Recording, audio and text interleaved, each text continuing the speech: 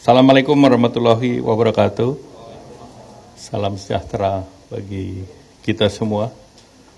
Ini teman-teman media cetak, media elektronik, dan Bapak Ibu masyarakat yang kami hormati. Saya didampingi oleh Deputi Pak Edi, Ses, Pak Ellen, dan Pak Haryo.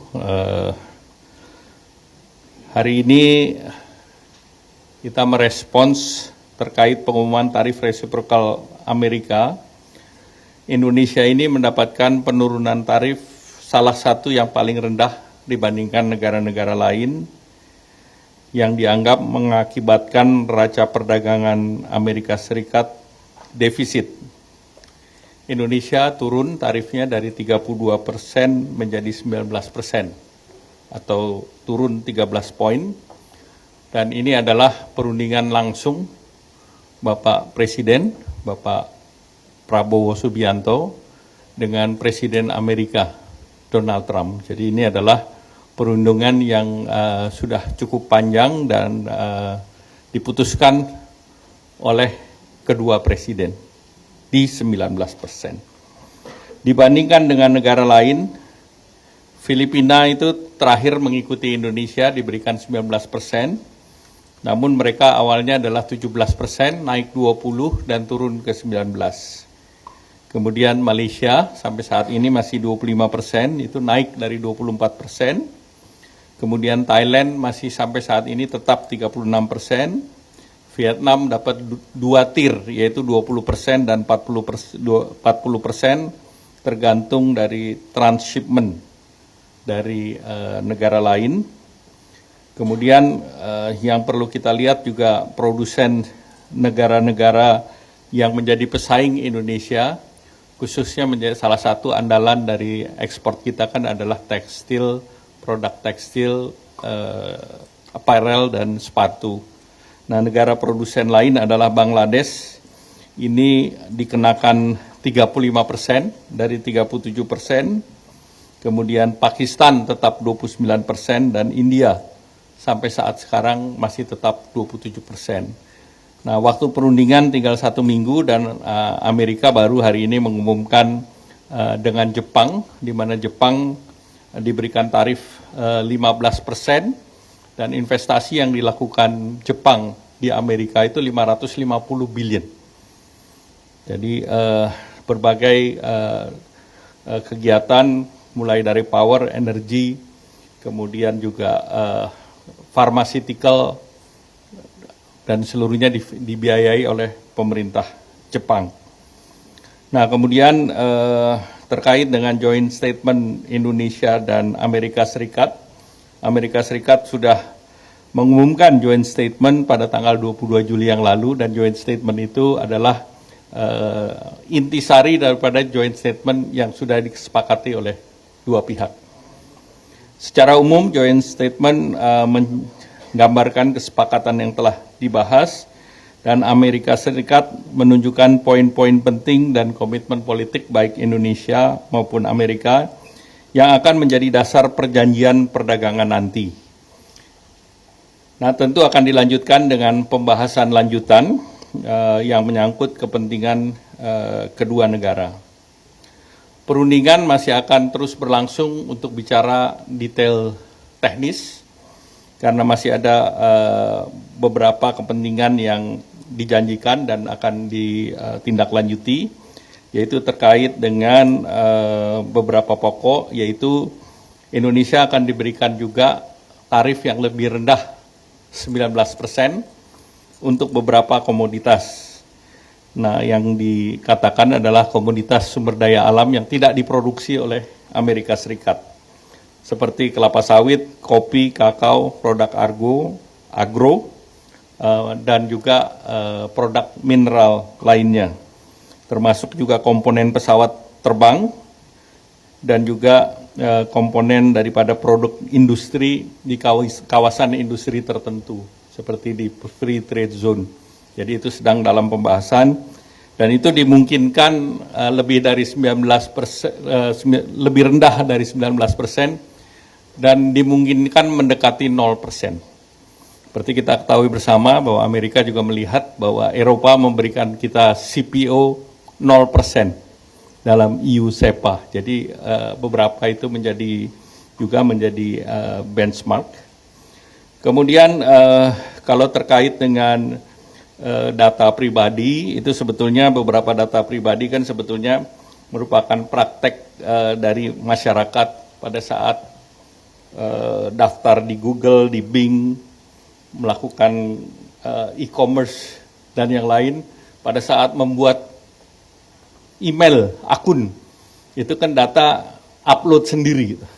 Dan data-data gini tentu ini data pribadi, dan bagi kesepakatan Indonesia dan Amerika adalah membuat protokol untuk itu. Jadi finalisasinya bagaimana ada pijakan hukum yang sah, aman, dan terukur untuk tata kelola lalu lintas data pribadi antar negara atau cross border daripada data pribadi tersebut. Dan ini adalah menjadi dasar hukum yang kuat untuk perlindungan data pribadi warga negara Indonesia. Dan ketika menikmati layanan cross border. Nah, cross border itu kan bukan hanya ke Amerika Serikat tetapi ke berbagai negara lain. Jadi itu sudah Indonesia sudah persiapkan protokol. Salah satunya protokol seperti di kawasan digital Nongsa. Di kawasan digital Nongsa dipersyaratkan security-nya itu bukan hanya security daripada segi digital, tetapi juga security physical.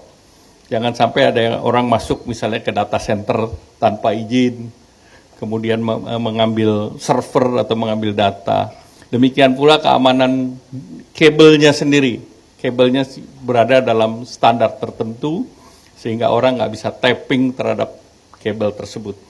Jadi ini beberapa security yang dilakukan di sektor digital, dan tentu selama ini kalau bertransaksi menggunakan digital seperti Mastercard, Visa Card, itu data pun antar satu negara dan negara lain dipertukarkan, yang terkait juga dengan KYC, Know Your Customer. Jangan sampai yang blacklist nggak bisa, ataupun ada fraud. Nah, itu ada mekanismenya sendiri, bahkan dalam payment system kan tidak bisa dipakai begitu saja.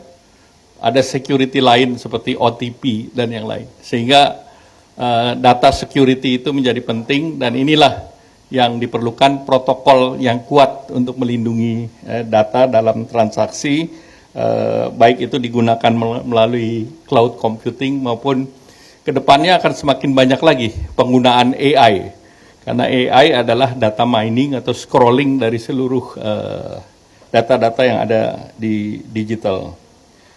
Nah, kemudian data tersebut tentu terus diawasi oleh otoritas Indonesia yang juga berdasarkan kehati-hatian dan berdasarkan hukum nasional tentang perlindungan data pribadi. Nah, pemerintah memastikan bahwa data ini dilakukan dalam kerangka yang secure, reliable, dan data governance. Dan untuk itu sudah 12 perusahaan Amerika Serikat mendirikan data center di Indonesia. Jadi artinya mereka juga sudah comply dengan regulasi yang diminta oleh Indonesia, yaitu mulai dari AWS,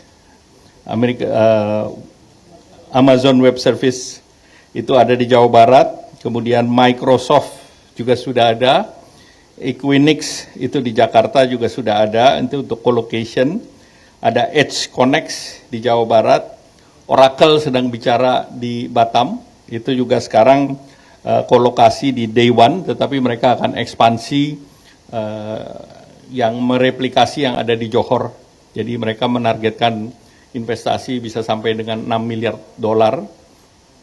Kemudian juga terkait dengan kolokasi bersama digital infrastructure, Google Cloud dengan data center, Wowrek di Jakarta, kemudian ada Cloudflare, kemudian Breeze, adapun Anaplan Unlimited.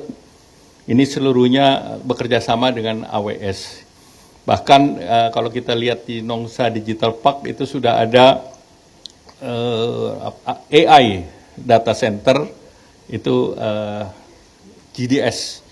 Jadi artinya di situ kita sudah berbicara mengenai cross border data secara dengan protokol tertentu dan dengan negara yang kita anggap reliable ataupun trusted partner istilahnya. Dan ASEAN sudah mendorong yang namanya DEFA, Digital Economic Framework Agreement. Nah, salah satu kan juga mengenai payment system. Nah, payment system yang termasuk di dalamnya KRIS itu pasti ada cross border data karena untuk mencegah fraud. Nah, itu menjadi penting agar tidak terjadi fraud untuk small and medium enterprise commerce trading. Nah, kemudian juga terkait dengan lokal konten ataupun TKDN, ini terbatas pada produk telecommunication, information dan communication, data center, alat kesehatan, dan tetap memenuhi peraturan import yang dilakukan oleh Kementerian Teknis. Dan juga terkait dengan pengakuan terhadap sertifikasi daripada otoritas pengobatan atau kesehatan atau FDA. Nah, ini pernah kita lakukan terkait mekanisme ini pada saat COVID.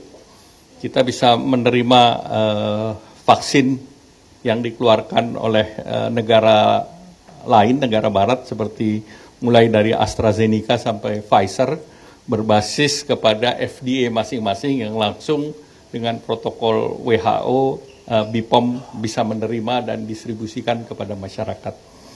Kemudian terkait dengan industrial komoditas, jadi kita bicara critical mineral itu bagian dari industrial komoditas. Jadi formatnya bukan ore tetapi sebagai industrial product.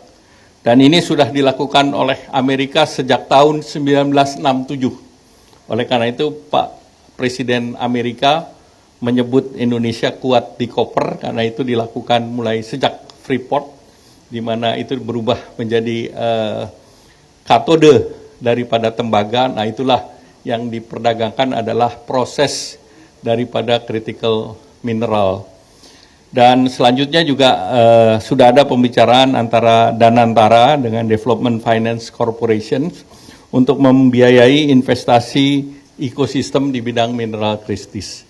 Artinya Indonesia terbuka terhadap investasi karena investasi dari manapun itu kita terbuka, termasuk dari Amerika Serikat, dan itu juga kemarin yang diminta oleh EU, di mana EU juga mendapatkan akses melalui perusahaan yang dimiliki oleh pemerintah Prancis misalnya seperti Eramet, itu sama dengan seperti Amerika dengan Freeport-nya. Kemudian terkait dengan import pangan, kita ketahui yang kita import adalah yang tidak diproduksi, kedelai, gandum, dan kapas. Dan kedelai dan gandum ini berpengaruh terhadap inflasi volatile food. Sehingga dengan wheat yang stabil, kita melihat salah satu dari roti maupun noodles atau bakmi, itu menjadi salah satu komoditas pangan yang selama ini berkontribusi juga membuat volatile food kita stabil. Kemudian terkait dengan neraca komoditas kita sudah sampaikan bahwa neraca komoditas bukan pembatasan impor, tetapi itu lebih kepada data dari supply dan demand. Dan ini tidak ada pembatasan melalui neraca komoditas. Dan kita juga ketahui bahwa saat sekarang Amerika salah satu mitra utama ekspor utama kita, mitra dagang, yaitu kita pangsa ekspor adalah 11,22%, kemudian juga untuk penanaman modal itu top 5 di tahun lalu sampai dengan 3,7 miliar. Namun dengan di saat yang sama Amerika Serikat juga komit untuk invest di Indonesia, seperti contohnya ExxonMobil, dia sedang berbicara dengan Indonesia untuk membangun carbon capture and storage nilainya 10 miliar dolar. Kemudian tadi saya sudah sampaikan, Oracle masih berbicara untuk investasi di sekitar 6 miliar US dollar. Microsoft juga akan membangun infrastruktur cloud dan AI, nilainya juga 1,7 miliar dolar. Kemudian Amazon akan memperkuat pengembangan AI dan cloud, juga besarnya 5 miliar dolar. General Electric dari G Healthcare itu bekerja sama dengan Kalbe akan membuat CT scan pertama. Pabriknya di Jawa Barat. Tahap awal akan invest 178 miliar. Sehingga apa yang dilakukan pemerintah dengan kerjasama dengan Amerika adalah menjaga keseimbangan internal dan eksternal agar neraca perdagangan terjaga dan momentum ekonomi dan penciptaan lapangan kerja bisa terjamin. Seperti kita ketahui kalau 32% artinya tidak ada dagang. Kalau 32% sama dengan dalam tanda petik embargo dagang, dan itu 1 juta pekerja di sektor padat karya itu bisa terkena hal yang tidak kita inginkan. Karena kita harus mencari pasar baru yang 11% itu. Untuk mencari pangsa pasar baru yang 11% itu bukan sesuatu langkah yang seperti tinggal membalik tapak tangan. Nah, Indonesia sendiri berharap perjanjian dengan Amerika akan meningkatkan daya saing, meningkatkan inovasi, karena itu yang akan diberikan oleh Amerika, kemudian R&D, capacity building, mendorong perkembangan digital ekonomi, seperti tadi komitmen beberapa perusahaan Amerika untuk invest di Indonesia di data center, dan itu sesuai dengan apa yang diharapkan oleh pemerintah Indonesia, serta mendorong peningkatan logistik interkoneksi antar pulau. Tentu interkoneksi antar pulau kita memerlukan banyak pesawat, dan tentu salah satu selain yang bisa disediakan salah satunya dari Boeing agar kargo juga bisa berjalan. Dan tentunya trade ini akan diikuti oleh investasi. Jadi trade, investasi, services, dan jasa keuangan ini yang menjadi objektif Bapak Presiden, Pak Prabowo, mengapa beliau memutuskan dengan Presiden Trump menjadi salah satu yang terendah bagi negara yang Amerikanya defisit.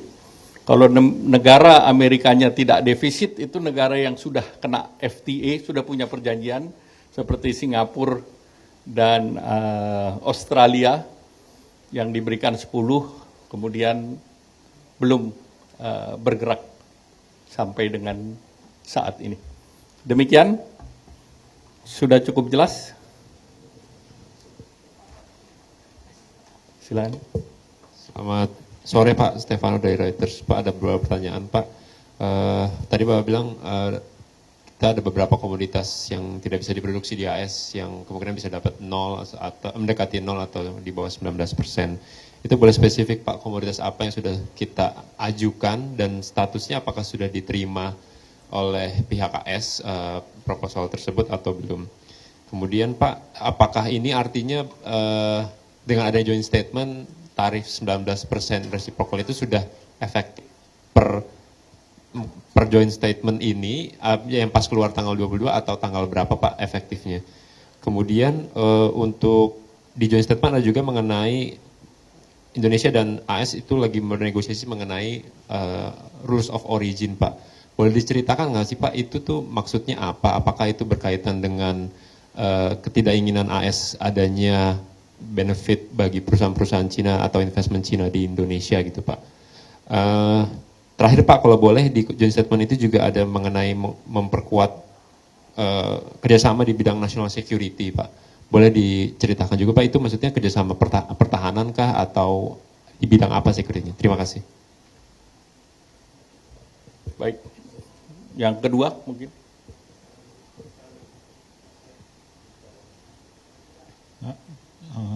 Ya. Terima kasih Pak atas kesempatan. Tes. Saya Wildan dari DDTC News. Mungkin ada beberapa pertanyaan Pak. Terkait salah satu pernyataan di joint statement itu kan tertulis bahwa Indonesia sepakat untuk mendukung moratorium permanen atas bea masuk transmisi elektronik. Ini kan mungkin kalau dahulu kan Indonesia cenderung ingin mencabut moratorium itu Pak ya di WTO. Nah ini kenapa kok posisi Indonesia ini berbalik gitu Pak, sekarang akhirnya mendukung moratorium bea masuk transmisi elektronik secara permanen and without condition seperti itu Pak tulisannya Pak. Terima kasih Pak. Baik, satu lagi. sore Pak, dengan Eko Pak dari Bloomberg News, mau tanya lagi. Tadi kan Bapak bilang, melanjutkan yang Pepen bilang, masih ada beberapa produk yang tidak diproduksi oleh US yang kita bisa mendapatkan tarif lebih rendah daripada 19 bahkan 0. Nah itu apakah artinya masih akan ada negosiasi sampai tanggal 1 Agustus atau bagaimana? Terus yang kedua, tadi Bapak bilang bahwa kesepakatan yang sudah ada ini merupakan dasar dari perjanjian dagang yang akan ada pembahasan lebih lanjut. Apakah nanti ada semacam penandatanganan resmi antar dua negara Indonesia dan Amerika? Apakah bentuknya seperti preferential trade agreement yang dimiliki Indonesia dengan Pakistan atau seperti apa sih Pak gitu? Dan kalaupun ada tanda tangan kira-kira kapan? Terima kasih. Ya, jadi pertama beberapa komoditas yang dijanjikan tarifnya lebih rendah dari 19% itu adalah seperti kelapa sawit, kopi, kakao, produk agro, dan produk mineral lainnya, termasuk yang sedang kita minta untuk di kawasan free trade zone. Beberapa di free trade zone itu memproduksi komponen untuk healthcare dan yang lain, yang di negara lain diberikan 0. Jadi kita minta kesetaraan komponen untuk industri tertentu yang bisa diberikan tarif lebih kompetitif agar bisa mensuplai kebutuhan komponen di Amerika Serikat. Kemudian kalau kita bicara mengenai rules of origin, tentunya mereka seperti untuk Vietnam itu ada masalah transshipment. Nah kita sudah mengatakan kita tidak ada transshipment, maka kita perlu menyepakati third party vendor itu sampai di mana, berapa luas. Nah ini masih dalam pembicaraan. Kemudian terkait dengan national security, itu terkait dengan strategic trade management. Kita tahu ada komponen bahan baku yang bisa digunakan sebagai bahan peledak.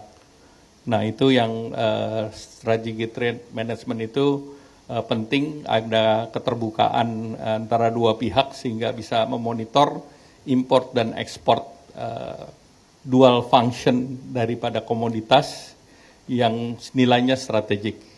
Dan komoditas yang dianggap strategik juga bisa terhadap ekosistem untuk pesawat udara, ekosistem untuk AI, data center, kemudian ekosistem yang bisa mendukung industri angkasa atau penerbangan ruang angkasa. Nah kita punya itu di critical mineral. Jadi mereka juga ingin mengetahui jangan sampai komponen strategis ini jatuh kepada pihak-pihak termasuk untuk penggunaan terorisme atau yang lain. Jadi strategic trade management ini sekarang sedang kita bahas dengan Kementerian Perdagangan. Kemudian terkait dengan moratorium transmission elektronik itu sudah dibicarakan dengan beberapa negara, termasuk dengan EU, dan terakhir juga ada ministerial meeting di dalam rangka OECD, di mana Indonesia kan sedang masuk juga dalam OECD, di mana dalam dialog informal hampir seluruh menteri yang hadir dalam OECD itu akan membicarakan mengenai reform WTO, termasuk mengenai dispute settlement, dan juga pembahasan tentang penundaan atau moratorium transmisi ekonomi. Kemudian terkait dengan tadi dari Bloomberg, produksi tidak nol itu apa? Bloomberg tadi yang produksi tidak nol apa yang tidak nol? Sama dengan tadi Pak yang sudah dijelaskan yang bisa dapat lebih rendah dari 19 sampai 0. Jadi tadi sudah Kemudian terkait dengan format itu kita masih bicarakan. Apakah formatnya model Amerika sekarang kan bisa joint statement yang diterbitkan oleh masing-masing. Kalau sekarang kan melalui White House. Tetapi kedepannya yang secara line itu nanti ada kesepakatan tertulis yang nanti akan diformatkan, karena formatnya kan sebetulnya framework agreement tentang reciprocal tarif. Nah tentu ada mekanisme tersendiri untuk memproses di dalam negerinya masing-masing. supaya ini secara hukum bisa berjalan, karena dari segi Indonesia sendiri sudah menyampaikan terkait dengan sektor energi misalnya, itu ada 2 opsi, ada level G2G-nya, ada level business to business-nya. Sehingga ini semua masih dalam pembahasan secara teknis. Baik, masih ada lagi? 3 lagi ya? Selamat siang Pak Menko, saya Trian Pak dari IDN Times. Pak, kalau kita lihat kan kalau dari pasal 56 Undang-Undang PDP sendiri kan memang diperbolehkan untuk mengakses data pribadi, berbagi pertukaran data pribadi Pak. Nah sejauh ini apakah memang pemerintah bisa menjamin Pak bahwa memang data pribadi yang memang diambil itu bukan berkaitan dengan seperti mungkin data KTP ataupun yang lainnya, karena masyarakat sangat aware terkait tersebut. Kemudian terkait dengan ini kan sudah banyak memang kan tarifnya sudah 19% Mbak, dan ini sudah sangat kompetitif dibandingkan yang lain Pak. Sebenarnya kalau dari hitung-hitungan Bapak, kontribusinya nanti ke pertumbuhan ekonomi kita sebenarnya akan berapa persen Pak? Karena mengingatkan Menkyu sendiri mengatakan bahwa pertumbuhan ekonomi hanya 4,7% di akhir tahun. Kemudian nanti aturan dari tadi Pak yang pertukaran data itu akan diaturnya lewat PP atau apa dan kapan selesainya Pak? Udah deh Pak aja. Nomor 2. Ya, selamat siang. Saya Zahwa dari CNBC. Pak, tadi saya mungkin melanjutkan dari pertanyaannya Katrian terkait UU PDP. Kan di Indonesia kan sudah ada Pak undang-undang PDP-nya, tapi kan kalau di Amerika belum ada. Nah, nanti gimana Pak perlakuannya seperti apa? Dan kan tadi disebutkan ada beberapa datanya tuh apa saja yang akan diambil gitu. Nah, ini gimana, apa nggak adil dong Pak buat nanti buat perusahaan digital lokal atau layanan cloud sama perusahaan digital yang dari Amerika Serikat. Lalu soal, kita setuju soal data tapi lembaga pengawas datanya nggak ada. Siapa yang nanti bisa mastiin kalau misalnya kesepakatan ini nggak bakal ngelanggar undang-undang yang sudah ada gitu. Terima kasih Pak. Ya. Yang ketiga.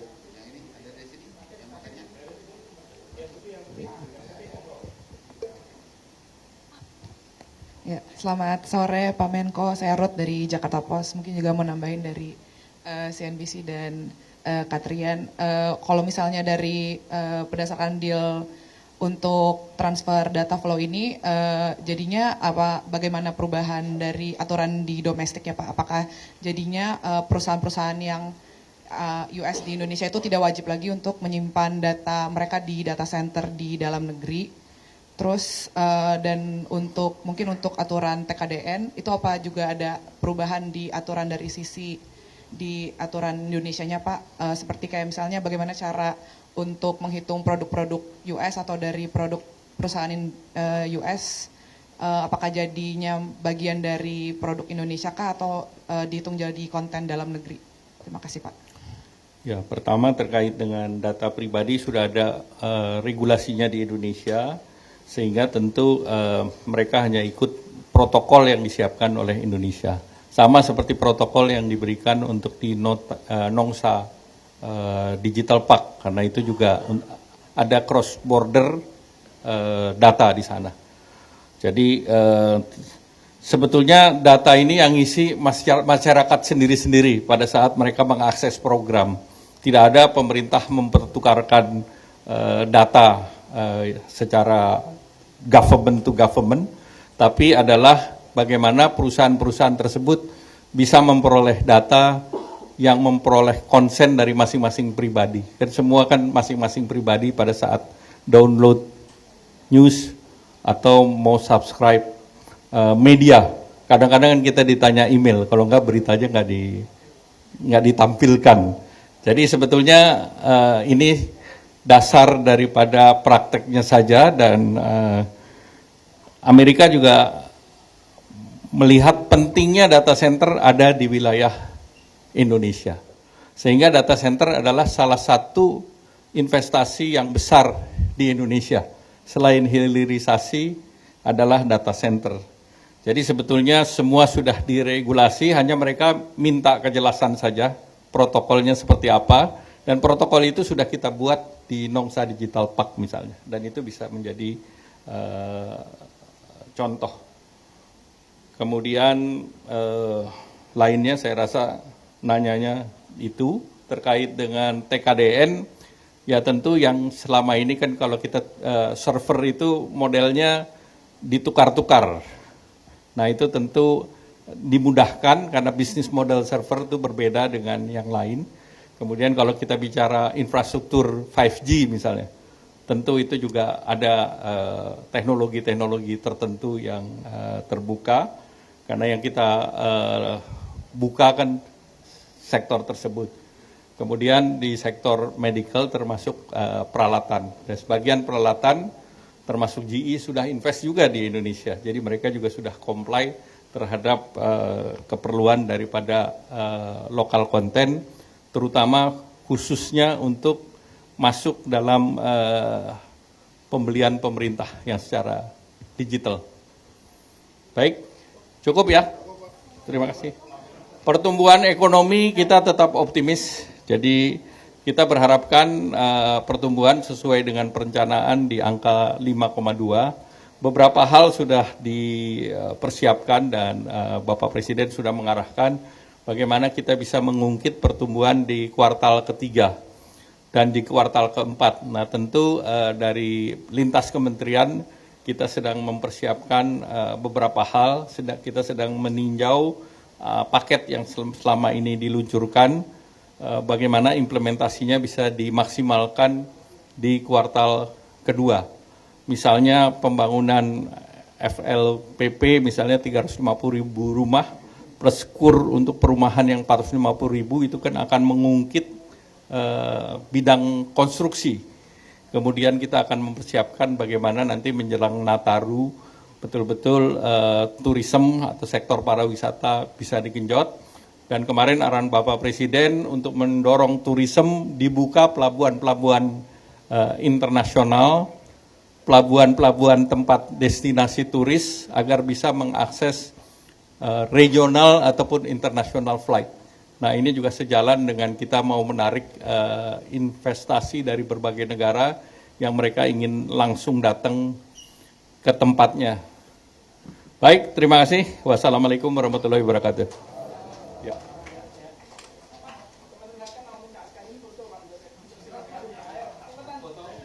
Jelajahi cara baru mendapatkan informasi. Download Metro TV Extend sekarang.